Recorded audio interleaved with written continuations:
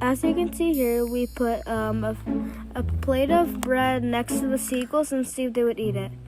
They're not sure they would eat it because they thought it was a trap. And there's one that's like screaming at them like, "Don't get it, it's a trap, it's a trap." One picks it up, it eats it. It says, it's bread. And then another one eats it. And then another one.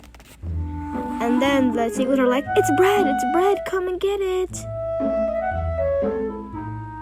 And some of them are still not sure if it's bread or not, if it's trap or something.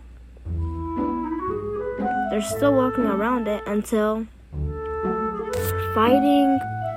And there's this one seagull that keeps screaming at them and like pushing them away. Like that one, the one that's opening their mouth. As you can see right there. And yeah, it's fighting.